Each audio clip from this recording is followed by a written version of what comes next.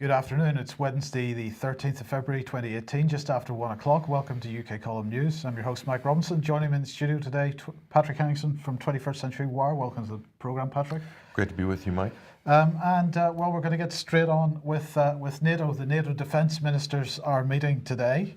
This is 2 days of talks on what they're describing as pressing security challenges. Particularly Russia's violation of the Intermediate Range Nuclear Forces Treaty. Patrick, they will also be discussing deterrence and defence and NATO missions in Afghanistan, Kosovo, Iraq, and also burden sharing, which this has been on the cards for quite some time because of Trump's statements a couple of years ago that the EU needs to step up with their defence spending. So burden sharing and NATO-EU cooperation are high on the agenda. So let's have a look at what Gavin Williamson had to say. Britain's key leadership role within NATO, we're making a further commitment of deploying 5 Apache attack helicopters to Estonia and 3 Wildcat helicopters to Estonia as well, underlining our commitment to peace and security with our NATO partners, meaning that Britain will have one of the largest deployments as part of the enhanced forward presence. Well, we've actually seen a consistent message sent to Russia, going all the way back to 2014, where concerns were raised with their non-compliance with the treaty. What we need to be doing is putting all efforts to ensuring that Russia comes into compliance. There is still a period of 6 months where they can have the opportunity to do so, but we then have to keep all options open as to how best to deal with this threat in the future. Thank you very much. So Gavin is as charismatic as ever there, Patrick, but consistent message to Russia since 2014. They are out of compliance. We've had this conversation before, but it's worth just briefly mentioning it again. Russia, of course, argues that the West is also out of compliance because of the so-called missile defense systems, which, as you've said on this program before, are a first strike weapon. And so it seems that if anybody's out of compliance on this, both sides are out of compliance. So what are your thoughts? Well, firstly, I just want to comment on the gravitas of Gavin Williamson. I mean, he commands respect on the international stage, and he's really putting Russia and China on notice, and they should be rightly frightened by Gavin Williamson. Mike, yeah, you absolutely made a great point there. It's not just the INF treaty. Russia's extended this conversation really to include the U.S. withdrawal of the anti-ballistic missile treaty in 2002. So obviously Russia's looking at this conversation that's framed in a much wider context. The West, on the other hand, is trying to frame this in a very narrow context. And not only that, but to reframe the actual first strike or counter-strike capabilities of the missile defense systems, which are now dotted along Russia's western border and also under its soft underbelly into Eurasia, Mike. So these are slightly worrying that this conversation can't be had in a way maybe diplomatically that had been had even during the Cold War. I think it says a lot as to either the level or the low level of diplomacy or capability of diplomacy by Western diplomats and ministers these days. The standard may be lower, or they're just trying to position the West into locked into an aggressive stance, Mike, with Russia. And this isn't going to end with Russia, Mike. This is going to be extended also to China, to Iran. So they're really trying to build up a global threat, as it were, to Europe, when in fact, Mike, perhaps no threat exists. Well, indeed. Now, Gavin Williamson there saying that Russia has 6 months to come back into compliance.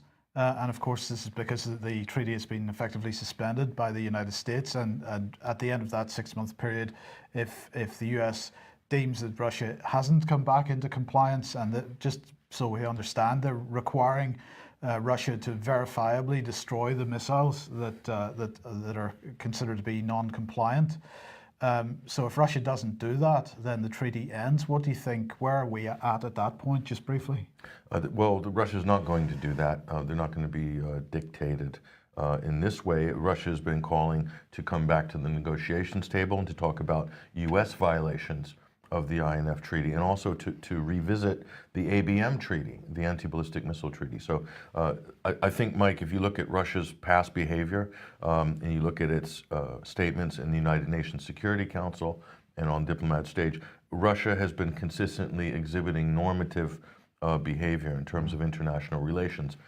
Conversely, the United States and Britain have been consistently exhibiting sort of rogue actor behavior, so not normative at all, and side-skirting international law at every possible opportunity, and in terms of the U.S., not even honoring any of its treaties or obligations or agreements across the board. So I think this is just going to continue, Mike. Russia has no choice but to work within the international system to marshal its allies in this way. And the United States is locked into this foreign policy behavior, which is very aggressive, very unilateral, very unipolar in its outlook. So I don't see much change, Mike. What I do see is a new arms race. That seems to be where we're headed, is a new arms race. And then hopefully, I hope at some point, we'll come back to the negotiations table once again and perhaps sign a multilateral anti-missile or a new INF agreement. Okay, well, let's stick with Russia and the United States. And Russiagate, Patrick, it seems to, well, you've labeled it a flop. Well. After 2 long years, the results appear to be in, Mike. This is from NBC News. The Senate has uncovered no direct evidence of a conspiracy between the Trump campaign and Russia. So no Trump-Russia collusion. And there seems to be bipartisan noises, Mike, being made in this direction. So, you know, we were never going to find a contract signed in blood saying, hey, Vlad, we're going to collude, said one Democratic aide. So you can imagine, Mike, that this has just triggered all sorts of partisan back and forth comments here. But this is from Richard Burr. He's the Republican Committee chairman of the Senate Intelligence Committee here. So we will write a report based upon the facts that we have. And we don't have, then we don't. If we don't have any, then that would suggest that there was collusion by the Trump campaign in Russia. So, and then this is being countered here by Mark Warner. This is the U.S. Senator. He's the vanguard of the sort of Russia-phobic, anti-Russian movement on the Democratic Senate side. And this is what he says. I'm not going to get into any conclusions I've reached because my basis of this has been that I'm not going to reach any conclusion until we finish the investigation.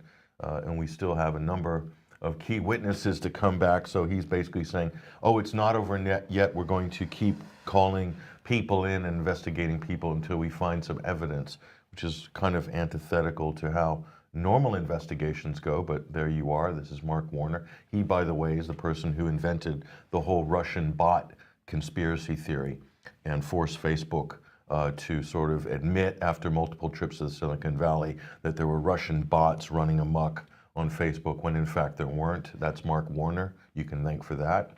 So they all have a lot invested in this conspiracy theory, Mike. But let's just look at the Russiagate flop.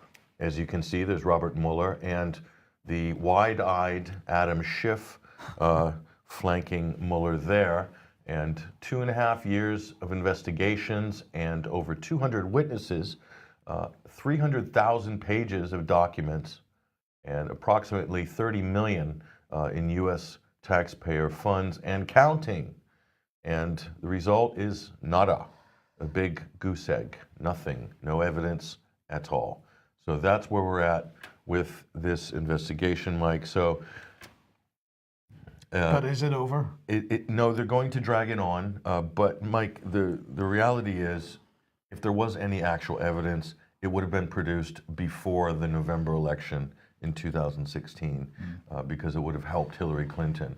But unfortunately, there is no evidence, and there won't be any evidence. There'll be a lot of innuendos, and also maybe indictments like we've seen with Roger Stone or other members of the Trump transition campaign who have been indicted and charged with process crimes that stem from the investigation itself and actually have nothing to do with the campaign, colluding with Russia, Mike. So there could be more of this. The point of this whole Russiagate farrago is to extend it into the 2020 elections, and that therefore to hurt Donald Trump, to hamstring him, somehow weaken him into the election cycle. That's been the point of the proceedings all along. Now, a couple of days ago, Elizabeth Warren made the statement that perhaps Donald Trump may not even be running in 2020 because he may not be a free man.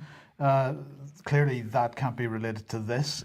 So is there something else going on as well? Yeah, that wouldn't be related to the Russia investigation. That would be related to a whole raft of investigations that are currently being lined up by the newly controlled Democratic House, Mike. That will range from everything to his extramarital affairs and his tax returns and any business dealings. He may be going back, who knows how many years, 20 years or something like this. So they're going to basically try to jam up the system with a number of these efforts, and also articles of impeachment. If they haven't already been filed, they will be filed. I'm sure of it, and they'll keep this for the sort of the heart of the election cycle. So it's just to create doubt that this president is not going to be around anyway. So don't bother voting for him. That's the general strategy I think that the Democratic National Committee is going for, and the media will be completely on board with this. You can guarantee that. Okay. So remind us who Maria Butina is. Well, this is one of the tragic outgrowths of the whole Russia hysteria, the new Red Scare, the McCarthyite atmosphere that's overtaken the United States, which is in the wake of Hillary Clinton's epic loss to Donald Trump. Maria Butina was an international student who was studying in Washington, D.C., I believe, and she was a big-time gun advocate, and was sort of getting in there with the gun lobby and going to the shows, very active in the sort of NRA circles, as it were. So eccentric would be maybe a word to describe her in that sense, not your normal Russian recent college graduate. But this is an excellent article here in the New Republic by James Banford, and it's called "The Spy Who Wasn't." And in this article, if you have a chance to read this, it's absolutely stunning. This basically shows what a show trial this was, and the fact that they were looking for a scapegoat, and they literally made up accusations about her, presented as evidence. I mean, this is one of the biggest miscarriage of justices in the United States. And here's one quote from this article. "The government's case against Butina is extremely flimsy and appears to have been driven largely by a desire for publicity. In fact, federal prosecutors were forced to retract the most attention-grabbing allegation in the case, which was that Butina used sex to gain access and influence in Washington." Now, if I remember correctly, Patrick, the mainstream media was all over this and made a big deal of this sex to gain access story.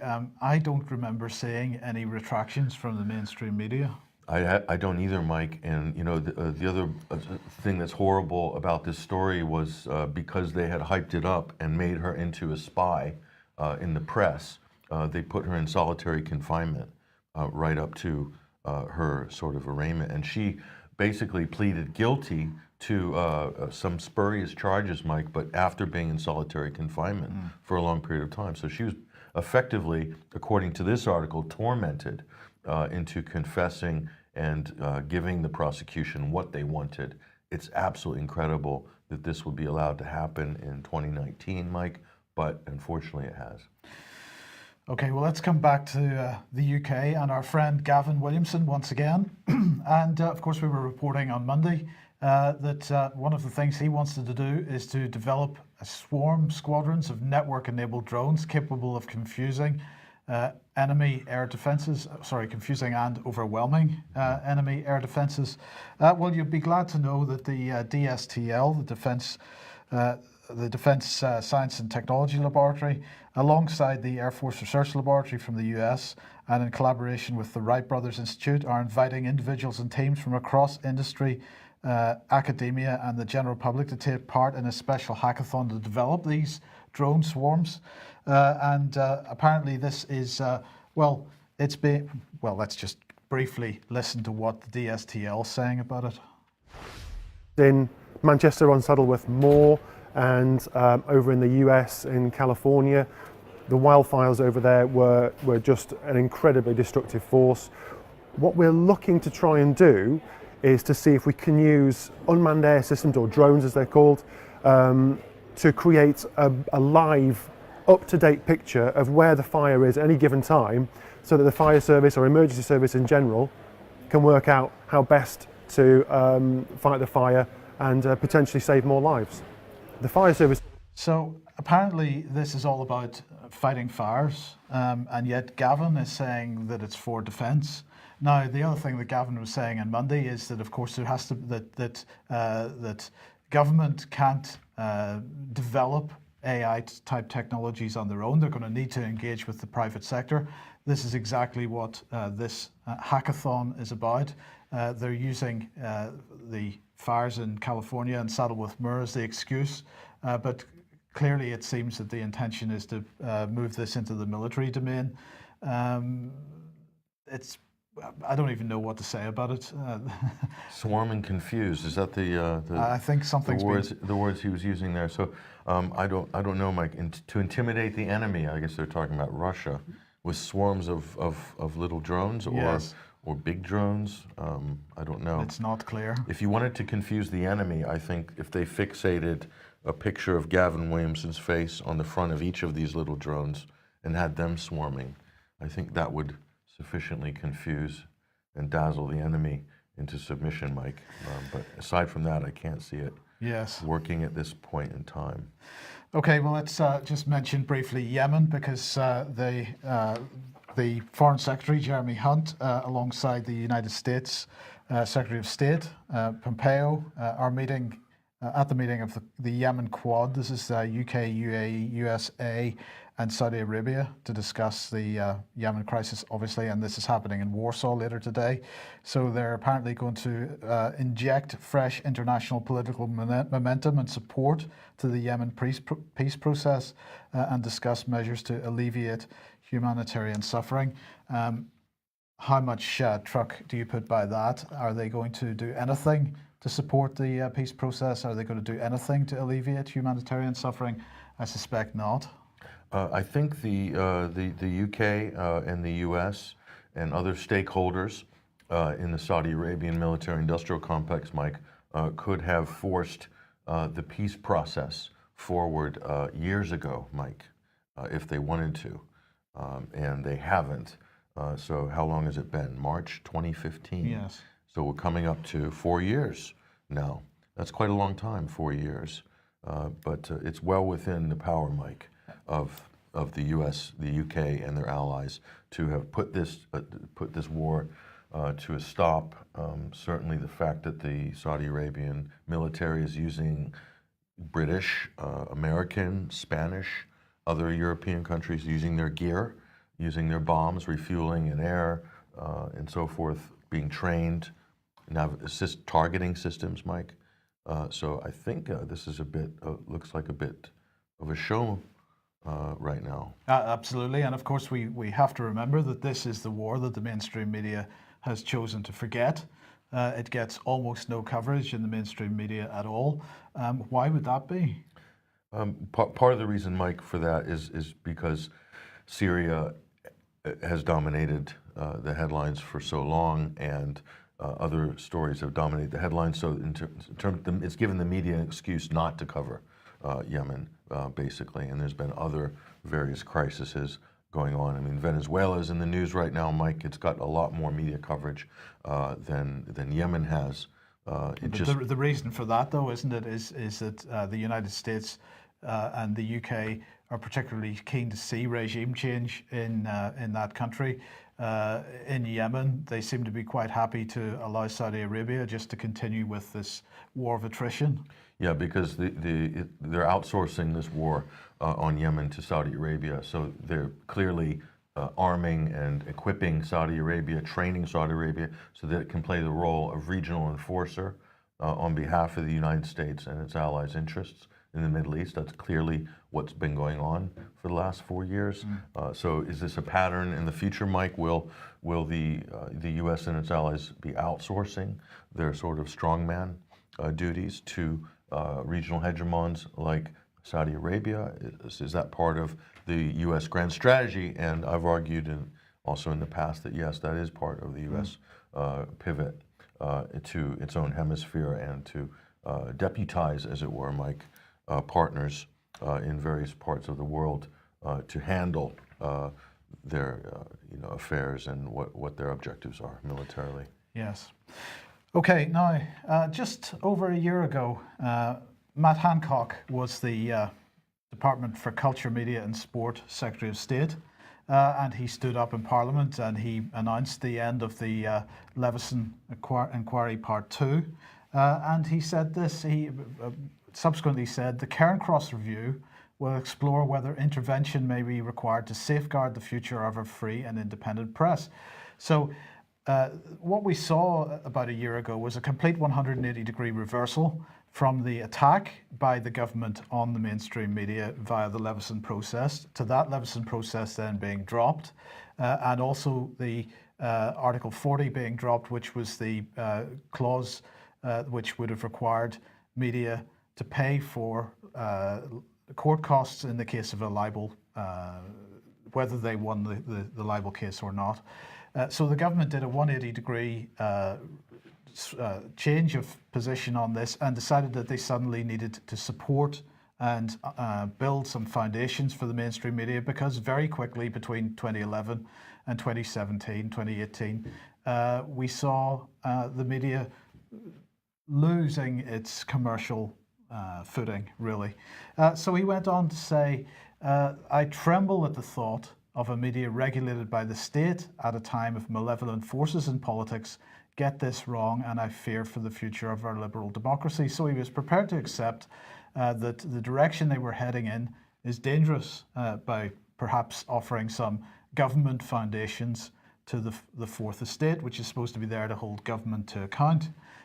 So that recognition was there. Nonetheless, if you look back at the parliamentary statements that Matt Hancock made at the time, and you look back to other statements that he made at speeches that he gave at other events, you find that what has actually come out as a result of the Cairncross Review, which was released yesterday, A Sustainable Future for Journalism, is pretty much exactly as Matthew Hancock had envisaged at the time. So you've got to ask the question, did Cairncross, Cairncross, did she actually carry out a review and come to conclusions of her own, or was she merely parroting an already established government line on this? Well, we'll come to that in a second.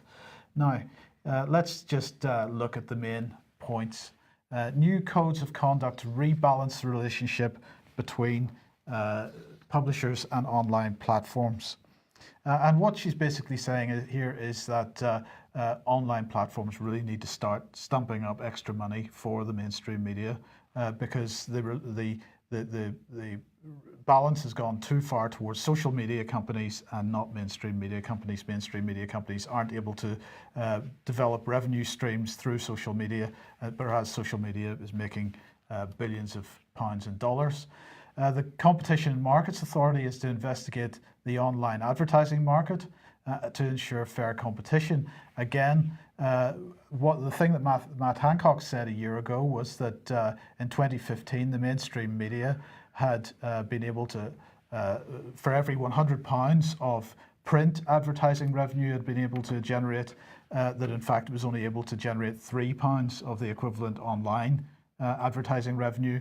And so she is highlighting the fact that Facebook and Google in particular take the lion's share of the advertising revenue, and that needs to be redressed perhaps through the Competition and Markets Authority.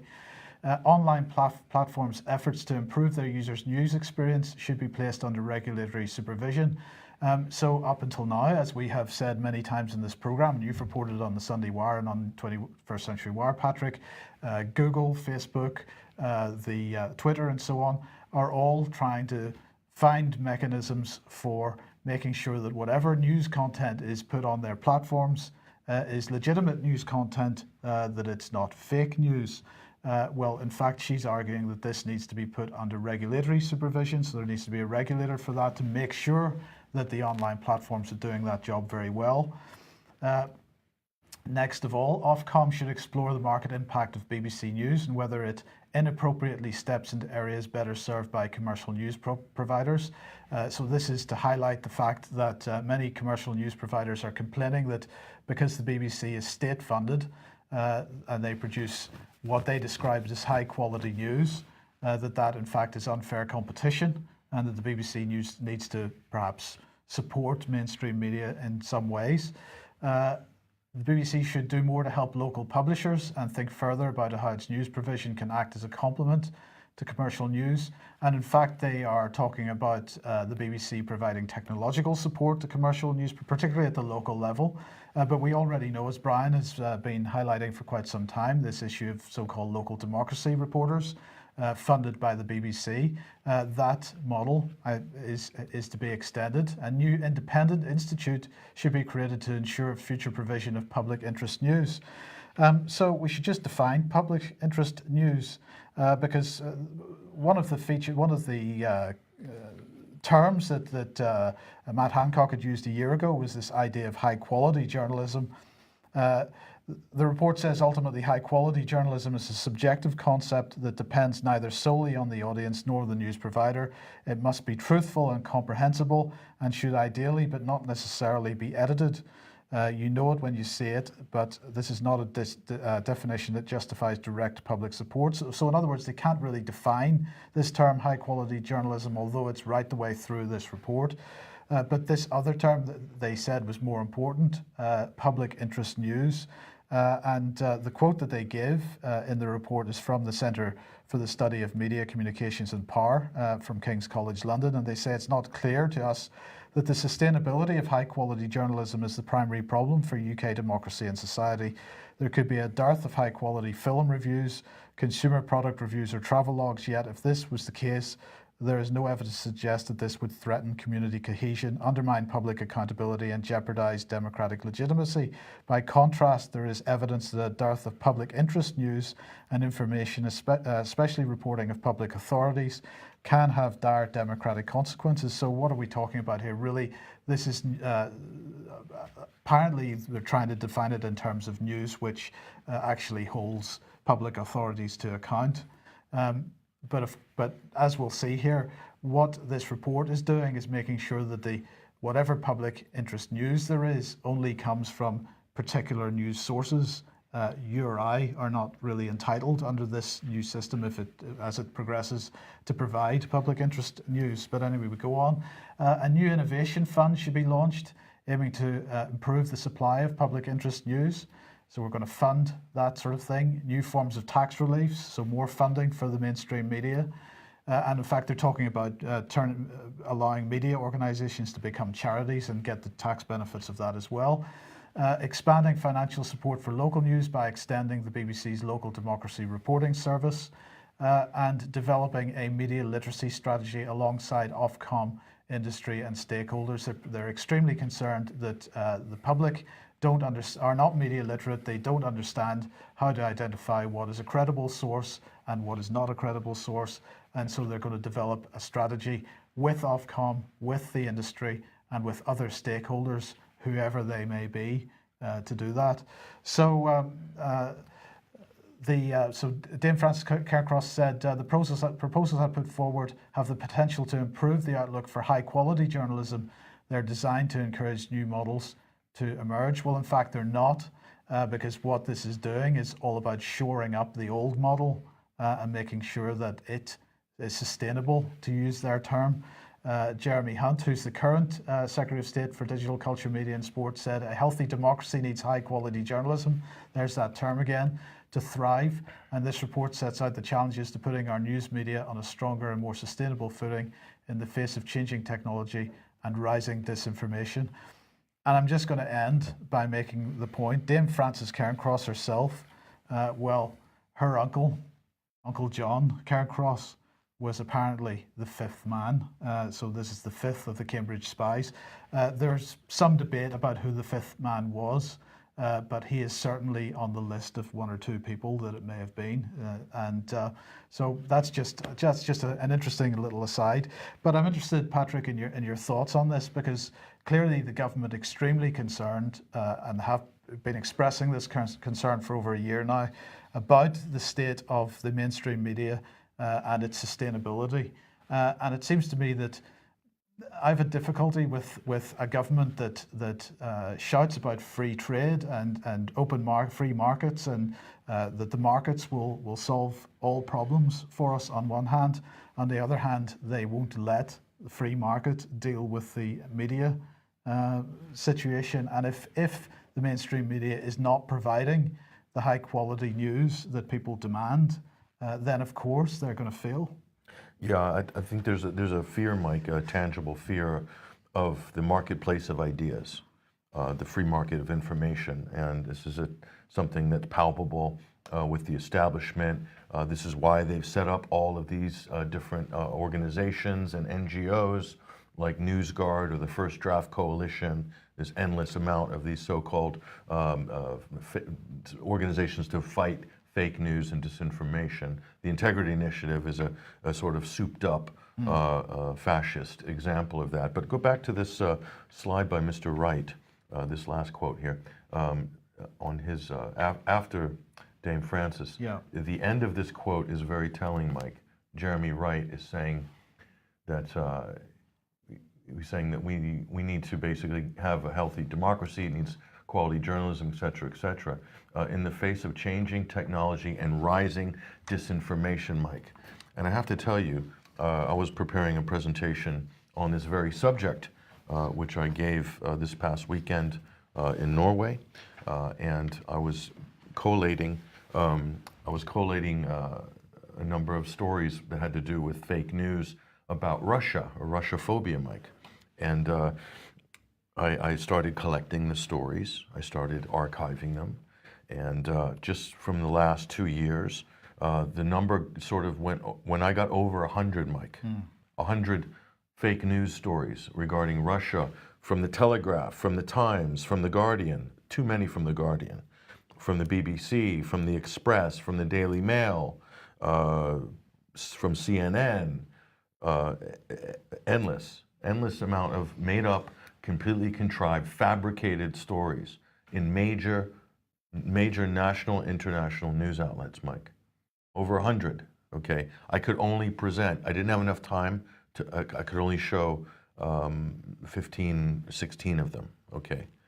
The collective impact of these stories, Mike, through the Washington Post, through the New York Times, through all of these so-called respected papers of record and major respected media outlets, the collective impact of that is massive disinformation affecting the public and influencing public opinion based on fabrications and lies.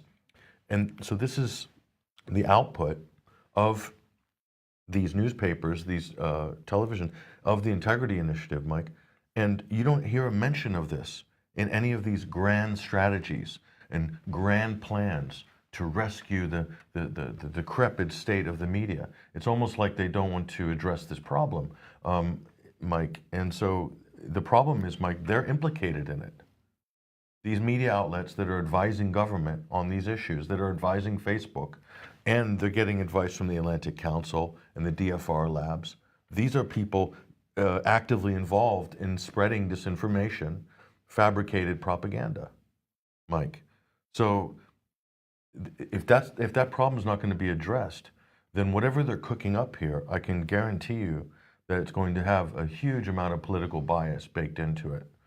Just look at the way Ofcom is behaving in the last couple of weeks, targeting alternative media outlets, targeting RT, and so, you know, are they moving towards the Nordic model, Mike, where government funds media, where media can only survive with government funding? Well, if you look at what they've done to the arts, you look at what they've done to theater and by sort of co-opting that section of the society's culture through funding mechanisms, and perhaps causing people to self-censor in this way if they're dependent on state funding, Mike. This is what will happen to media outlets, I believe, if this is going forward. Well, I think that Matt Hancock had it absolutely right a year ago. He said that if we get this wrong, this is a major threat to democracy. It is a major threat to democracy, but the fact is they've already got it wrong, and the threat to democracy is already there. Whatever happened, I don't know exactly what it was, but whatever happened between the Leveson inquiry and today, something happened within the mainstream media, at the editorial level, where a decision was made. This is clear that it's a decision was made at an editorial level that the mainstream media was going to follow the government line, whatever that was, and that's where we're at, because we don't see any mainstream media outlet contradicting any other mainstream media outlet on any issue, any major policy issue today anymore. It doesn't happen. There is no competition, no genuine competition between the mainstream media. They are acting as a cartel. They're reinforcing each other's narratives. They're linking to each other's articles. And so what this report does is it now gives potentially a financial underpinning to that cartel. So there's no requirement for a competitive market model here. They simply pull in the press releases from the from the government, and they republish them. And so it's the same. We'll fund organizations we like that are comprised with board members who are people like us. Those will get support through an initiative like this, and they'll handpick a few young, up-and-coming, good, nice-looking, trendy media outlets to sort of pose as the sort of left-wing alternative media outlet website of the day, and maybe the conservative one as well.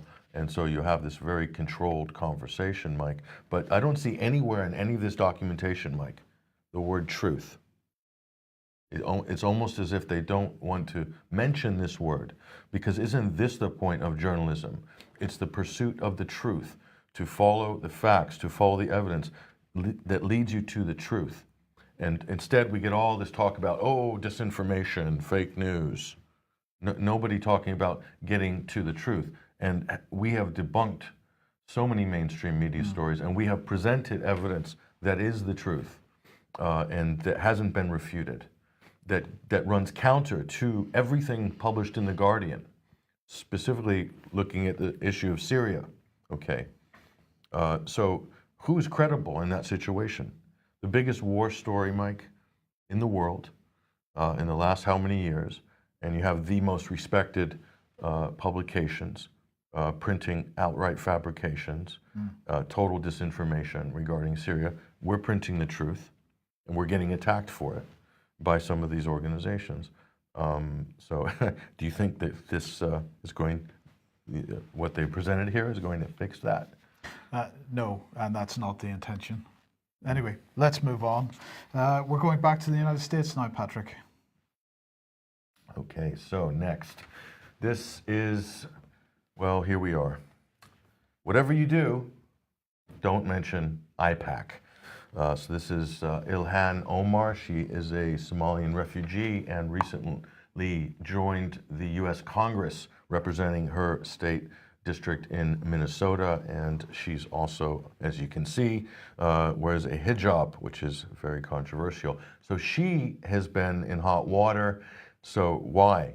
She has mentioned the word AIPAC, or criticized AIPAC, and that is the Israeli lobby in the United States. So let's take a look here at the tweets that got her in hot water. So Glenn Greenwald had tweeted that day talking about who's wielding the influence in the background, who is influencing U.S. politicians, and she tweeted back, it's all about the Benjamins. So she's referring to Benjamin Franklin, the $100 bill.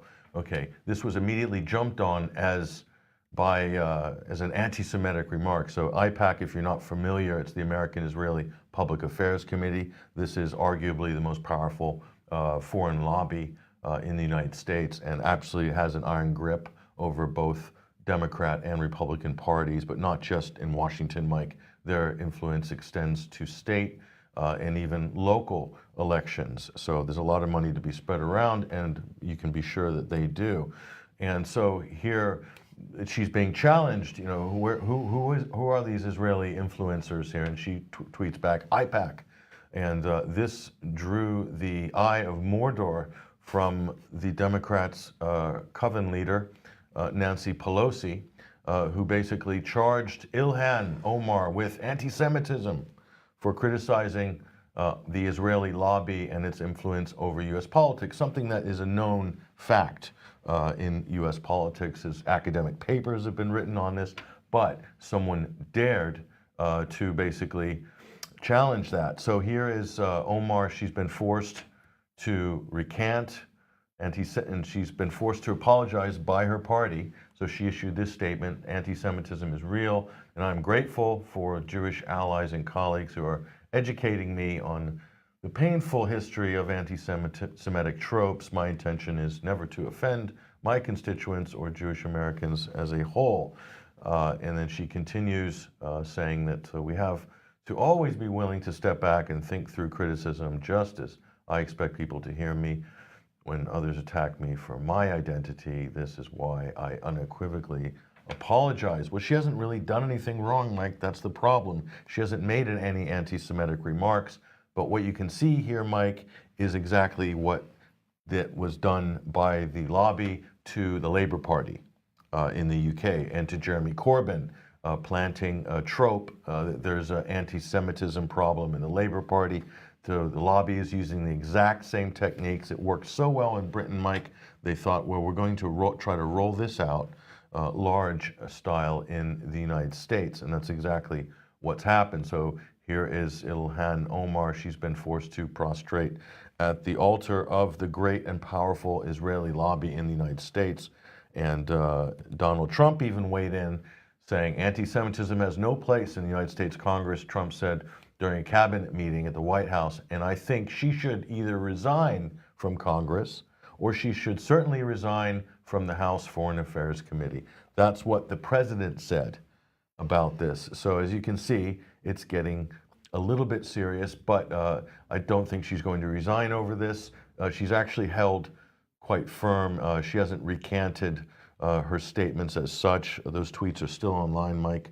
And but it does set a precedent here. A lot of this is outlined very well in an excellent article by Teodros Fikri, who is the editor of the Guion Journal. And this is up at 21stCenturyWire.com. He talks about Omar's dilemma, IPAC, Zionism, and weaponized identity politics. Weaponized identity politics, he's talking about the Jewish Israeli lobby and how they enforce this very strict party line in U.S. politics, Mike. So that's the big uproar of the week in U.S. politics. So we'll see if it gets as bad as it did for the Labour Party. Okay, just a couple of items to finish. Then we'll just mention this one briefly, Patrick. So Jerome Rodriguez has lost his eye as a result of being hit with a plastic bullet during the Yellow Vest protests a couple of weeks ago. We mentioned that on this program with Vanessa. It's official. It is official. It's official. He's lost the use of that eye. This was tweeted out by Ollie Richardson, who's been providing a few really good reports on the Gilets Jaunes events in Paris. So yeah, so he's basically saying, don't expect Western human rights organizations to busy themselves with bringing Emmanuel Macron's regime to justice. They are only interested in offended homosexuals and feminists. So he's making quite a controversial statement there, Mike.